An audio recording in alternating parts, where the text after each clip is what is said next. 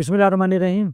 अस्सलाम वालेकुम स्टूडेंट्स। आज हम अल्लामा इकबाल ओपन यूनिवर्सिटी के कोड 804 की जो असाइनमेंट नंबर 1 है और ये ऑटम 2024 में आई हुई है। इसका क्वेश्चन नंबर 2 का बी पार्ट जो है आज हम सॉल्व करेंगे। और इस क्वेश्चन में गिवन है कि x is a normally distributed variable with mu, जो है इसका यहाँ पे जो मीन दिया गया है म्यू डेट इज 30 और स्टैंडर्ड डेविएशन जो यानी सिग्मा दिया गया है 4। तो हमने प्रोबेबिलिटी मालूम करनी है that is X is less than 40 और probability of X that is greater than 25 और probability of X that is जो है वो बिटवीन 30 एंड 35 के जो है 30 से बड़ी हो और जो है 30 से 5 से कम हो। तो ये 10 नंबर का क्वेश्चन है, तो इसको हम आज सॉल्व करते हैं। तो यहाँ पर हमें पता है कि we are given that X is normally distributed है विद मीन म्यू 30 है और यहाँ पे हमारे सिग्मा 4 है। तो हमें पता है कि नॉर्मी जब एक्स जो है वो नॉर्मली डिस्ट्रीब्यूटेड हो तो हमारे पास ये उसका एक जनरल फार्मूला होता है। यहाँ पे ये सिग्मा स्केयर वेरिएंस को शो करता है और ये मीन को शो करता है। यहाँ पे जो है हमें गिवन है कि मीन है वो 30 है, ये हमने यहाँ पे लिख दिया इस हिसाब से। और सिग्मा जो है ये चूँकि 4 का वेरिएंस होता है, स्केयर होता है, तो ये वहाँ पे 4 का स्केयर आ गया। तो अब हमने ये क्या करना है, इनकी प्रोबेबिलिटी मालूम करने के लिए हमारे पास जो टेस्ट स्टैटिक्स है, हम जेड एक्स को जो है वो जी में कन्वर्ट कर देते हैं। तो यहाँ पे ये हमारा टेस्ट स्टैटिक्स आ जाएगा, यानी ये हमारा टेस्ट स्टैटिस्टिक है। तो इसको हम यहाँ पे ये फार्मूला लगाएंगे और इसको स्टैंडर्डाइज करेंगे, स्टैंडर्ड नॉर्मल डिस्ट्रीब्यूशन, यहाँ इसको हम जेड डिस्ट्रीब्यूशन का नाम देते हैं। तो जिस यहाँ से हम जो है इसकी जो प्रोबेबिलिटी है इसको कैलकुलेट करते हैं।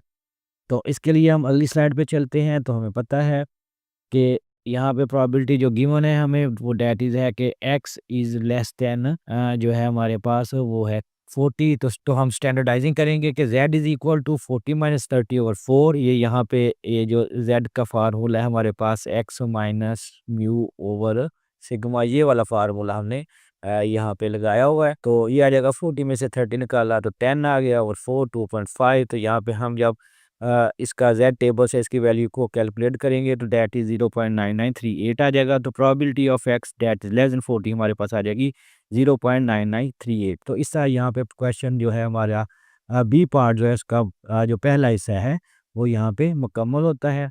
इसके बाद हम अगली स्लाइड पे चलते हैं और यहाँ पे इसके दूसरे पार्ट को हल करते हैं। तो यहाँ पे आप देख रहे हैं कि x जो है हमारा डेट इज़ ग्रेटर देन 25 है, स्टैंडर्डाइज किया। अगेन वहाँ पे हमारे पास जो z का टेबल है कि x minus mu over sigma. तो यहाँ पे हमने x की वैल्यू जो है वो 21 रखनी है, म्यू हमारे पास 30 है यानी मीन, और 4 हमारा जो है वो स्टैंडर्ड डेविएशन है। 31 में से 30 निकाला तो ये आ जाएगा -9/4। तो डेट इज इक्वल टू -2.25। तो ये हमारा आंसर आ जाएगा। इसके बाद हमने z टेबल से इसकी वैल्यू को कैलकुलेट किया तो ये आ जाएगा P of Z that is less than -2.25। तो ये आ जाएगा 0.0122। तो इस तरह हमारी जो प्रोबेबिलिटी है वो डेट जो है लेस देन -2.25 पे। तो चूंकि हमने प्रोबेबिलिटी को जो एक्स की है वो 25 से ग्रेटर है तो इसको हम 1 से माइनस करेंगे। तो probability of X that is greater than 21 is equal to 1 minus P of Z less than -2.25 पे। तो ये हमने जो है कैलकुलेट किया 1 में से जब इसको हमने माइनस किया था इस जो टेबल से जो वैल्यू हमें मिली थी तो यह आ जाएगा 0.9878। तो इस तरह हमारा जो probability of X that is greater than 21 वो आ जाएगी 0.9878 पे। तो इस तरह हमारा जो है 2 पार्ट वो मुकम्मल होता है। इसके बाद हम तीसरे पार्ट की तरफ चलते हैं। तो यहाँ पे आप देख रहे हैं कि एक्स जो है हमारा जो वेरिएबल है इसकी प्रोबेबिलिटी हमने 30 और 35 के दरमियान मालूम करनी है। स्टैंडर्डाइज करेंगे, पहले हम एक्स की वैल्यू को जो है वो 30 रखेंगे, फिर उसके बाद हम एक्स की वैल्यू को जो है 35 रखेंगे। दो जो है हमने टेस्ट को चेक करना है। तो पहली सूरत में आप देख रहे हैं कि 30 में से 30 माइनस करें तो वो 0 आ जाता है, 0/4 इज़ 0। और 35 में से 13 माइनस करेंगे तो 5/4 दैट इज़ 1.25। दो ये दो वैल्यूज़ आ जाती हैं।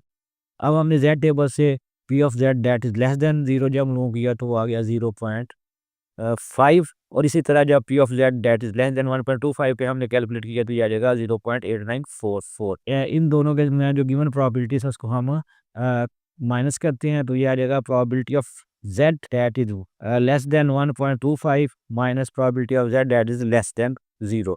तो ये दोनों प्रॉपर्टी जो हमने कैलकुलेट की हैं, पहले ये की है कैलकुलेट हमने, और इसी तरह उसके बाद हमने ये वाली प्रॉपर्टी जो है कैलकुलेट की है। तो इसमें हम 0.08944 में से 0.5 को माइनस करेंगे तो हमारे पास आंसर आ जाएगा 0.3944। तो इस तरह हमारी जो प्रोबेबिलिटी है, जो probability of x that is greater then 30 but less than 35, तो वो आ जाएगी 0.3944। तो अगर आज का लेक्चर आपको पसंद आया है तो इसको आप लाइक करें, शेयर करें और मेरे चैनल को सब्सक्राइब करें।